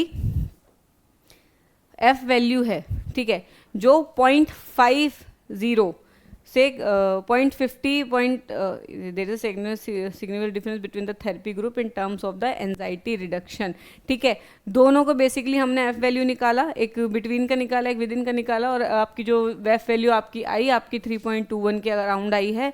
सो ये बेसिकली क्या है, ये एक सिग्निफिकेंट वैल्यू है, क्योंकि आपको डिफरेंस देखने को मिल रहा है 15.40 से 3.21 का। सो उसके बाद जो आपका डिफरेंस दिखेगा, सो ये चीज़ बताएगी कि हाँ there is a significant difference in the both of the group, जो आपके ग्रुप्स हैं तीनों ग्रुप में, all of the groups. So उसके बाद क्या होगा कि आप फाइनली पोस्ट हॉक एनालिसिस पे जाओगे, उससे पहले आप नहीं जाओगे, ठीक है। सो बहुत ज़्यादा डिटेल्ड में आपको एनोवा मैंने यहाँ पे समझाया है। द टाइप ऑफ थेरेपी है significant effect of reducing anxiety level in patient as determined by the ANOVA test. यहाँ पे हमने क्या बोल दिया कि जैसा कि अनोवा ने बोला है कुछ ना कुछ डिफरेंस है, ठीक है। पहले हमने क्या करा, पहले हमने इंडिविजुअल मीन निकाले, हमने ओवरऑल मीन निकाला, उसके बाद हमने सम ऑफ स्क्वायर इंडिविजुअल निकाले, विद इन निकाला, बिटवीन निकाला, फिर बिटवीन और विद इन को बेसिकली क्या किया, डिग्री ऑफ फ्रीडम से डिवाइड करा, ठीक है। डिग्री ऑफ फ्रीडम से डिवाइड करा, विद इन को विद इन से और बिटवीन को बिटवीन से। उसके बाद हमारे पास मीन ऑफ स्क्वायर आया, मीन ऑफ स्क्वायर के बाद हमने एफ रेशियो निकाला, एफ रेशियो में हमने एम एस बिटवीन ग्रुप को डिवाइड कर दिया M S within group से, जो आपका कितना आया 50 आया। उसके बाद हमने क्रिटिकल वैल्यू देखी, ठीक है, क्रिटिकल एफ वैल्यू देखी, ठीक है, और सिग्निफिकेंस लेवल देखा, एंड डिग्री ऑफ फ्रीडम सब चीज़ को कंसीडर करके तो हमारी अप्रॉक्सीमेट वैल्यू 3.21 आई, और 3.1 is more than 15.40, hence 50 is less then the 50.14। तो उनमें काफ़ी ज़्यादा डिफरेंस है। तो बेसिकली ये आपका क्या है कि जो आपका ग्रुप्स है उनमें क्या है, एक सिग्निफिकेंट डिफरेंस है। तो इस तरीके से हम उसे बताएंगे। अब क्योंकि ये सिग्निफिकेंट डिफरेंस हो गया है, तो नेक्स्ट स्टेप आपका क्या होगा, next step will be your post hoc analysis which will tell कि कितना डिफरेंस है, क्या डिग्री ऑफ डिफरेंस है इन ऑल द 3 ग्रुप्स, ठीक है। सो अब हम बात कर लेंगे what is ANOVA. One way ANOVA is the simplest form of ANOVA, examining the difference between 2 और more unrelated groups on a single dependent variable, ठीक है। सिंगल डिपेंडेंट की बात कर रहे हैं।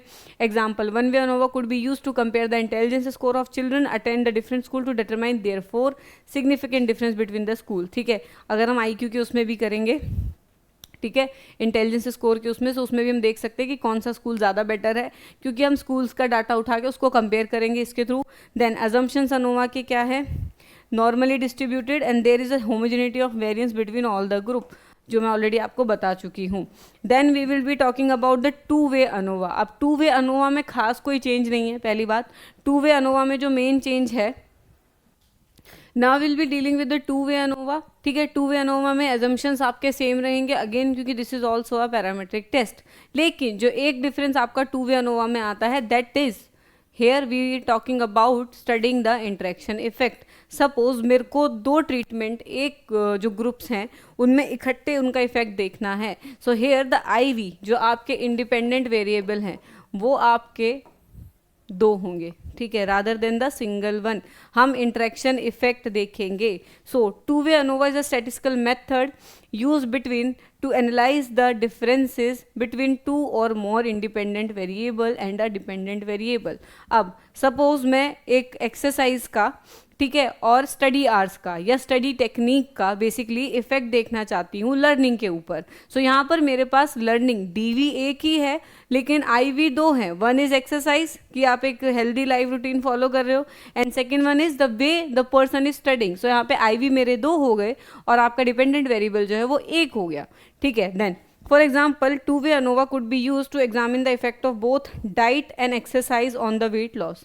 देखा, डाइट और एक्सरसाइज दोनों वेट लॉस में अफेक्ट करती हैं, उनका इकट्ठा अगर हमें देखना है तो वो मनोवा के थ्रू देखेंगे। एजम्पशंस क्या है? Assumptions meets attain including the normal distribution, residual, equality of variance across the group and independence of score from one another। Same है, ठीक है, assumption सेम है। One way ANOVA to way ANOVA बहुत हद तक same है, थोड़ी सी calculation इसमें एक्स्ट्रा होती है। वन वे अगर आपने पढ़ा है तो आप समझ गए होंगे, और इसमें थोड़ा सा कैलकुलेट करने का तरीका जो है वो बाद में डिफरेंट हो जाएगा। डिफरेंट क्या हो जाएगा? कुछ उसमें ऐड ऑन हो जाएगा, ठीक है। और यहाँ पर आपके बेसिकली इंडिपेंडेंट वेरिएबल जो है वो आपके दो होने वाले हैं, ठीक है। इंडिपेंडेंट वेरिएबल दो होंगे, डिपेंडेंट आपका एक होगा, और independent variable can be more than two as well, ठीक है। आगे चलते हैं। सो रिसर्च क्वेश्चन हमारे यहाँ पर क्या आया? Does the type of study technique and the time of day to study have a significant impact of the on the exam score. अब इन्होंने बोला कि जिस टाइम पे बच्चा पढ़ रहा है और जिस तरीके से बच्चा पढ़ रहा है, क्या उसका इफेक्ट है एग्जाम स्कोर पे। सो यहाँ पर आपका आईवी क्या हो गया? एक तो टाइम हो गया, टाइम ऑफ स्टडी। दूसरा आपका आईवी, एक आईवी वन हो गया, एक आपका आईवी टू क्या हो गया? Study technique. या आपका क्या हो गया? IV two. अब यहां पे आपका डीवी क्या हो गया? Exam scores. या आपका क्या हो गया? डीवी हो गया, ठीक है। ये आपका बेसिकली रिसर्च क्वेश्चन आ गया। सबसे पहले experiment, a psychology researcher conducted an experiment to investigate how two independent variable that is type of study. अब टाइप ऑफ स्टडी में उसने तीन लिए हैं, एक है flash card, summarisation and practice.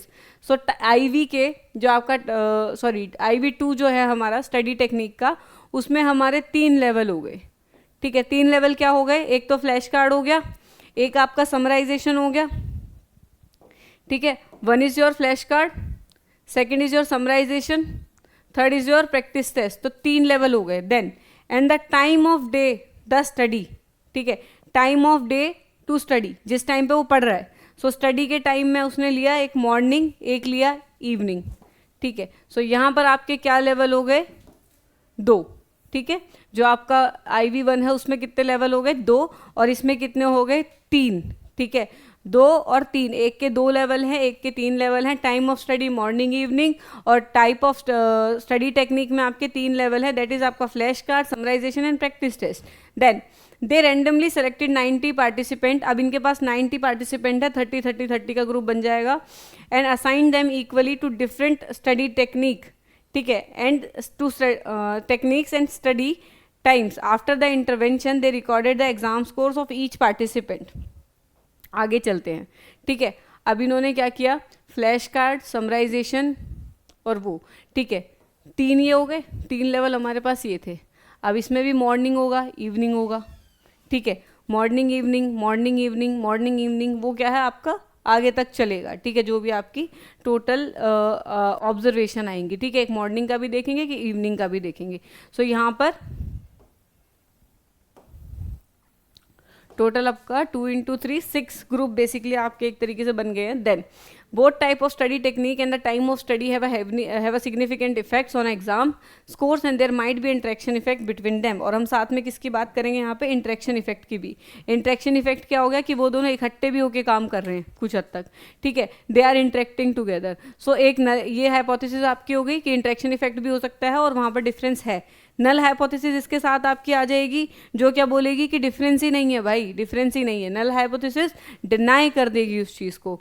Then calculate the mean score of each combination of study technique and the time of day. Step one क्या हो गया कि सबसे पहले हम पर्टिकुलरली एक स्टडी टेक्निक का वो करेंगे, क्या करेंगे, कैलकुलेशन करेंगे, ठीक है। पहले किसका, टाइम ऑफ डे का, ठीक है, और एक स्टडी ऑफ टेक्निक का।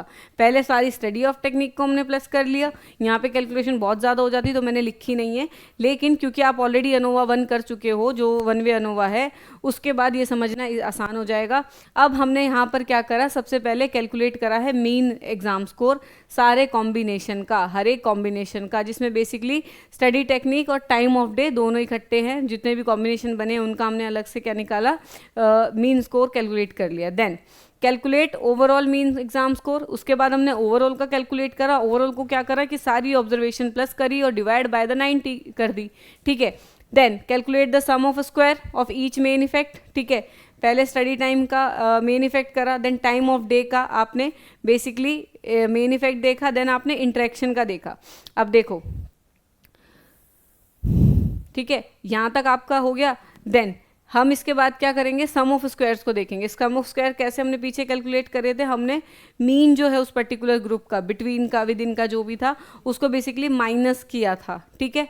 माइनस किया था किस में से, जो आपकी ऑब्जर्वेशन थी। एक में हमने इंटू 50 करके किया था क्योंकि हम बिटवीन की बात कर रहे थे, एक में हम विद इन की बात कर रहे हैं, ठीक है। सो यहाँ पर क्या होगा, पहले बिटवीन वाला निकालेंगे हम, जिसमें n into mean of overall mean, ठीक है, और वो वैसे करके आगे चल देंगे। पहले हम एक स्टडी टेक्निक के लिए निकालेंगे, जिसमें हम सिर्फ स्टडी टेक्निक की ऑब्जर्वेशंस का ध्यान रखेंगे, क्योंकि यहाँ पर भी एक तो जो आपके मीन निकलेंगे, मीन में आपका दोनों का इकट्ठा भी निकलेगा और इंडिविजुअल भी निकलेगा, ठीक है। एक सिर्फ स्टडी टेक्निक वाले का भी निकलेगा, एक सिर्फ आपका टाइमिंग का भी निकलेगा, और एक आपका इंटरेक्शन का भी मीन निकलेगा। सिमिलरली फिर हम बिटवीन का करेंगे। बिटवीन में क्या होगा कि जो ओवरऑल आपका मीन है उसको माइनस करेंगे पर्टिकुलर ऑब्जर्वेशन से, ठीक है। वो आपका बिटवीन, पहले टाइम्स का हमने स्टडी का निकाला था बिटवीन, अब हम टाइम का बिटवीन निकालेंगे। उसके बाद हम इंटरेक्शन देखेंगे। इंटरेक्शन क्या होगा, जिसमें इनटू हो जाएंगे स्कोर्स, ठीक है, जिसमें स्कोर ऑफ आपका आई जे मतलब ग्रुप नंबर ए और ग्रुप नंबर बी, जो आपका IV1 है और IV2 है, उन दोनों का जो इनटू है, टोटल इनटू करके इंटरेक्शन में minus by the mean of I, जो आपका IV1 है और मीन ऑफ IV2, ठीक है, और उसको फिर प्लस करेंगे ओवरऑल मीन से और उसकी स्क्वायर कर देंगे। सो ये इंटरेक्शन का सम ऑफ स्क्वायर हो जाएगा। देन सिमिलरली विद इन का जहाँ हम सम ऑफ स्क्वायर करेंगे, विद इन में क्या होगा कि आई जे के सारे इसमें इकट्ठा आएगा, इंटू करेंगे आई इंटू जे इंटू के और मीन ऑफ आई इंटू जे, ठीक है, वो प्रॉपर आपका इकट्ठा चलेगा, ठीक है। देन मतलब माइनस कर देंगे उसको इसमें से विद इन में, जैसे हमने वहाँ पे कैलकुलेट करा सिमिलर ही है। यहाँ पर एक्चुअली उसमें देख रहे हो तो थोड़ा सा कन्फ्यूजन हो सकता हो, but it is similar, very similar. With in is similar, between is similar, बस बिटवीन में फ़र्क क्या है, यहाँ पर हम ग्रुप 1 का भी IV1 का निकालेंगे, IV2 का निकालेंगे, ठीक है। IV1 का अलग निकलेगा, IV2 का अलग निकलेगा पर्टिकुलर ग्रुप्स का, उसके बाद इंटरेक्शन का अलग निकलेगा, ठीक है। Then we talk about the within वाला सिमिलर ही निकलेगा, ठीक है। देन हम डिग्री ऑफ फ्रीडम कैलकुलेट करेंगे, जैसे हमने वन वे अनोवा में करी थी, सिमिलर होगी। बिटवीन स्टडी का करेंगे तो 3 - 1, ठीक है। अगर हम बिटवीन में आपका सबसे पहले हमने स्टडी टाइमिंग का क्या कहते हैं, स्टडी की टेक्निक का देख लिया, तो टेक्निक की हमारी 3 टाइप थी, तो 3 - 1 आपका आंसर आ जाएगा 2। सिमिलरली अगर हम बात करेंगे degree of freedom of times, ठीक है, दिन के टाइम की, तो टाइम के हमने 2 स्लॉट रखे गए, that is morning and evening. इसमें से अगर हम माइनस करेंगे 1, आंसर आ जाएगा हमारा 1। उसके बाद हम इंटरेक्शन का देखेंगे, ठीक है। इंटरेक्शन क्या हो जाएगा, number of study technique. Number of study technique हमारी कितनी थी, नंबर ऑफ स्टडी टेक्निक हमारी थी 3, ठीक है। 3 - 1 इज इक्वल टू 2, ठीक है। इंटरेक्शन देख रहे हैं तो इंटरेक्शन में हम इनटू करते हैं। उसके बाद आपका क्या आएगा, नंबर ऑफ टाइम माइनस आपका कितना था 2, और एक आपका आ जाएगा 1, ठीक है। 2 - 1 आपका फाइनल आंसर आएगा, ठीक है। 2 × 1, हाँ इंटरेक्शन है ना, इंटरेक्शन में हम इनटू करेंगे। सो N1 नहीं बोलेंगे इसको, हम ग्रुप को क्या बोलेंगे, N1 N2 ही कर लेते हैं, ठीक है। N1 जो आपका, एक सेकेंड, इसको हम N नहीं बोलेंगे, नंबर ऑफ स्टडी टेक्निक है ना, हाँ। K1 K2 कर ले क्या, K1, हाँ यही है, K1 - 1 इंटू K2 - 1, ठीक है, इज इक्वल टू आपका इंटरेक्शन का। सो K1 आपका क्या था, यहाँ पे एक 3 था, 3 का आंसर, 3 में से 1 माइनस करा, आपका आंसर आया 2, ठीक है। 2 इंटू आपका 1, तो आपका यहाँ पर डिग्री ऑफ फ्रीडम आपका इंटरेक्शन का कितना आ गया 2। Then we talk about the degree of freedom within की जहाँ हम बात करेंगे कि वहाँ पे टोटल ऑब्जर्वेशन की बात करेंगे, तो वहाँ पे सीधा सीधा आपका 90 में से हम क्या माइनस कर देंगे, जो आपके टोटल ग्रुप थे, और टोटल ग्रुप आपके कितने थे, जो मैंने इनिशियली बताया था 3 × 2 दैट इज़ आपका 6, टोटल ग्रुप आपके 6 थे। तो जब हम total degree of freedom within की बात करेंगे सो उसमें हम सीधा सीधा 90 - 6 कर देंगे, तो आपका आंसर यहाँ पर 84 आ जाएगा। सो अगर हम विद इन का निकालेंगे तो 84 आएगा, इंट्रैक्शन का निकालेंगे तो इंटू दो बोथ ऑफ ग्रुप जो हम करके K1 K2 - 1 के इंटू K2 - 1 कर देंगे, और नॉर्मल का आपको पता ही है, तो थोड़ा सा डिफरेंस है जो नया आपको पढ़ना है। देन सिमिलर ही तरीके से मीन स्क्वायर जो है वो देखा जाएगा, बिटवीन वाला जो आपका sum of degree of freedom है वो बिटवीन वाले उसके सम ऑफ स्क्वायर के नीचे चला जाएगा, स्टडी वाला स्टडी में, ठीक है, विद इन वाला विद इन में, और इंट्रैक्शन वाला इंट्रैक्शन में। और उसके बाद सिमिलर ही तरीके से हम तीनों का इंट्रैक्शन भी स्टडी कर लेंगे एफ रेशो से, क्योंकि एफ रेशो हम निकालेंगे इंट्रैक्शन और विद इन को ऊपर रख के, हर एक के नीचे जो विद इन है वो कॉमन रहेगा। इसमें हमें पता चल जाएगा कि स्टडी का कितना इफेक्ट है, अगर उसके डिवीजन में हम विद इन का रखेंगे, देन हम टाइम्स का इफेक्ट देखेंगे जब हम उसके साथ विद इन का रखेंगे, देन हम इंट्रैक्शन का इफेक्ट देखेंगे जब हम उसके साथ विद इन का रखेंगे, ठीक है। तो इसमें हमें पता चल जाएगा कि क्या सिग्निफिकेंस लेवल है और किस तरीके से है। अगर आपका वेरिएंस इसके बाद सिग्निफिकेंस आता है जो कि आपका एफ वैल्यू पे डिपेंड करता है, एफ वैल्यूज़ के बारे में और भी मैं आगे बहुत चीज़ें बताऊंगी कैसे देखते हैं, किस तरीके से करते हैं। अभी आगे चलते हैं, ठीक है। अभी आज के लिए इट इज़ टू नॉलेज, ठीक है, too much knowledge, sorry it is too much knowledge, नहीं हो पाएगा भाई, मैं बोलते हुए थक गई हूँ, आप ग्रास्प कैसे करोगे, ठीक है। मेरे को खुद ऐसा लग रहा है ओहो it's too lengthy lecture today, ठीक है। सो ये मेरे अंदर से आवाज़ आ रही है, बट आपको पढ़ाना बहुत ज़रूरी है। सो यहाँ से हमें पता चल जाएगा कि इंट्रैक्शन इफेक्ट है क्या नहीं है। सो ये बेसिकली आपका टू वे अनुभव है। अब मैं बताती हूँ एफ रेशो। एफ रेशो आपका बेसिकली क्या होगा कि एफ रेशो वो रेशो है, F ratio is the ratio of variance between group and the variance within the group. If F ratio is high, then the P value is low. We reject the null hypothesis. ठीक है, P value आपकी क्या है? P value is basically the error variance. ठीक है, P value क्या है? आपका error variance है। error क्या हो गया कि जो basically आप null hypothesis को accept करोगे अगर P value 0.5 से ज़्यादा है। ठीक है, P value अगर, ठीक है, P value अगर आपकी 0.5 से, ठीक है, 0.05 से अगर ज़्यादा है, ठीक है, 0.05 से अगर आपकी जो P वैल्यू है, ठीक है, सपोज वो ज़्यादा है, तो यहाँ पर नल हाइपोथेसिस को, ठीक है, क्या करेंगे हम? एक्सेप्ट कर लेंगे। ठीक है, क्यों हम नल हाइपोथेसिस को एक्सेप्ट कर लेंगे? क्योंकि एरर वेरिएंस ज़्यादा है, ठीक है, एंड 0.5 जो है आपका दैट इज़ एक्सेप्टेबल। उसके ऊपर अगर वो गया, ठीक है, 0.05 के ऊपर अगर आपका सिग्निफिकेंस वैल्यू मूव करता है, तो इसका मतलब कि आपकी रिसर्च जो है वो गलत है, उसमें कोई एरर है। सो आप वहाँ पर नल हाइपोथेसिस को एक्सेप्ट करोगे रादर देन द आपकी ऑल्टरनेट हाइपोथेसिस जो आप लेके चल रहे हो। ठीक है, एंड सपोज आपकी जो पी वैल्यू है वो कम है, ठीक है, P value is basically, P value is less then, यहीं पे सॉरी मैं इसको यहीं लिखा रहने देती हूँ, वहाँ पर दूसरा लिख लूँगी। ठीक है, सिमिलरली हम ऑल्टरनेट हाइपोथेसिस को एक्सेप्ट कब करेंगे? जब आपकी जो पी वैल्यू है वो बेसिकली कम होगी, किससे? 0.05 से। सो जो आपका एफ रेशो है, एफ रेशो हाई होगा अगर विद इन ग्रुप का, सो पी वैल्यू लो हो जाएगी और हम रिजेक्ट कर देंगे नल हाइपोथेसिस को। ठीक है, पी वैल्यू ज़्यादा हुई तो एक्सेप्ट करो, पी वैल्यू 0.5 से ऊपर हो गई तो एक्सेप्ट किस चीज़ को करेंगे हम?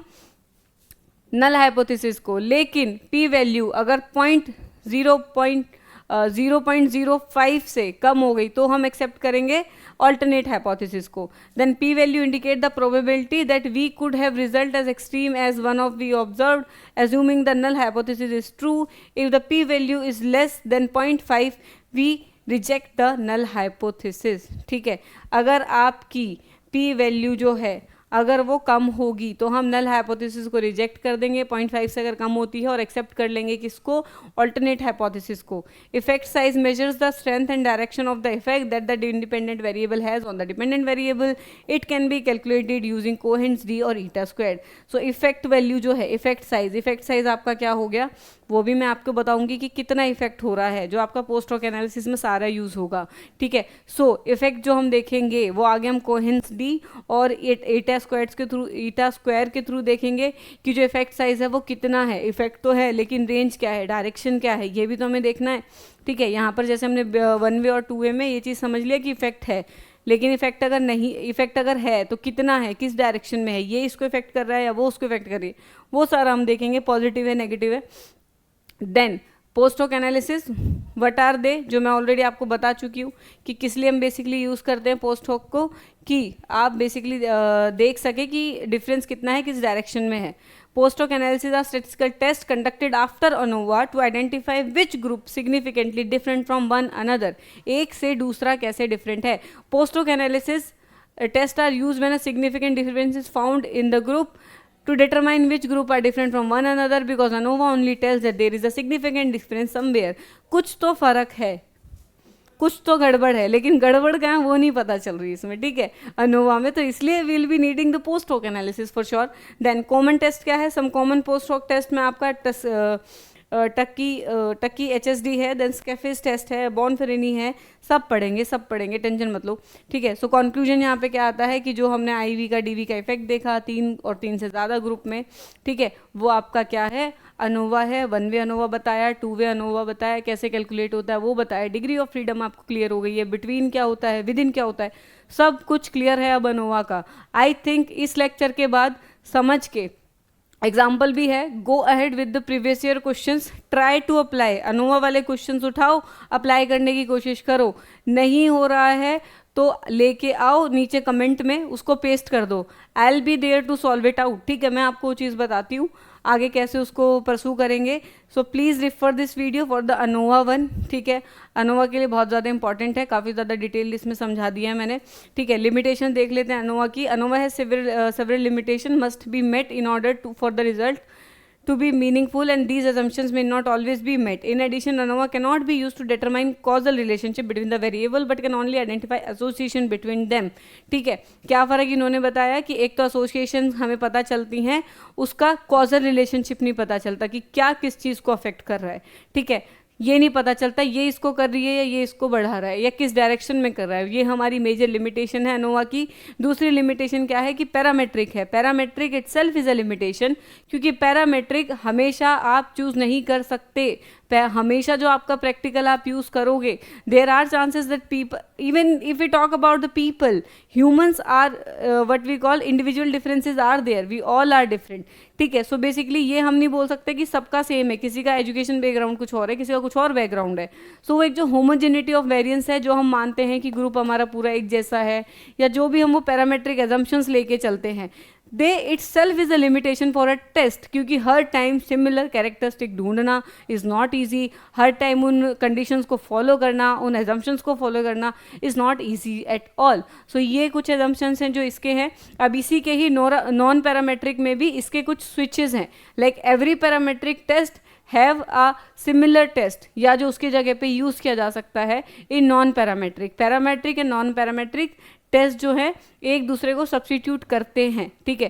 कि अगर अनोवा पैरामेट्रिक में यूज़ कर रहा है उसको, अगर आप पैरामेट्रिक एजम्पशंस वो नहीं फुलफिल करेगा तो नॉन पैरामेट्रिक में एक उसका सिमिलर कोई ना कोई टेस्ट होगा, ठीक है।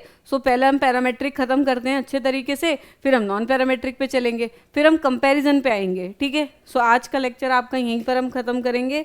अनोवा आपका प्रॉपर डिटेल में मैंने करा दिया है, इससे ज़्यादा डिटेल नीडेड नहीं है और इससे ज़्यादा डिटेल बची नहीं है भाई। कैलकुलेशन और कितनी करोगे, एक कैलकुलेटेड है, दूसरे वाला में फॉर्मूलाज लिखे हुए हैं। इफ़ यू वांट तो स्लाइड भी मेरे से आप अवेलेबल करा सकते हो स्टडी मटेरियल के। आप अव्यान IAS जो academy, Avyan IAS academy south extension part 1 आपको दिख जाएगी, उसमें गूगल पे गूगल कर लो, उसमें आपको कॉल मिल जाएगा, नंबर मतलब नंबर आपको मिल जाएगा। एकेडमी में कॉल करो, ठीक है, उनको कम्युनिकेट करो कि आपसे आपको आपको स्टडी मटेरियल चाहिए और मेरी स्लाइड्स वगैरह चाहिए तो वो आपको एनी हाउ प्रोवाइड कर देंगे, they will contact me and I will provide it to them, ठीक है। So till then me Anjali Kaushik, आज के लिए इतना ही है, ठीक है। होप आपको लेक्चर अच्छा लगा, आई एम होपिंग दैट, क्योंकि अनोवा बहुत ज़्यादा डिफ़िकल्ट है, उसको easy banana is the most important thing. मैंने एज अ स्टूडेंट खुद बहुत फेस किया है अनोवा को, और मास्टर्स के एग्ज़ाम में एक क्वेश्चन आता है 10 नंबर का जो अनोवा का ही होता है, 10 से 15 नंबर का, एंड इट सक्स कि पता नहीं कैसे उसको हम करेंगे, ठीक है। होता था मेरे साथ, होता था, बहुत होता था, लेकिन मैंने जब अनोवा को समझ लिया उसके बाद से नहीं हुआ है, ठीक है। चलो चलते हैं, आज का लेक्चर यहीं एंड करते हैं। अनोवा को समझो, बहुत ईजी है, ठीक है। Okay, bye bye.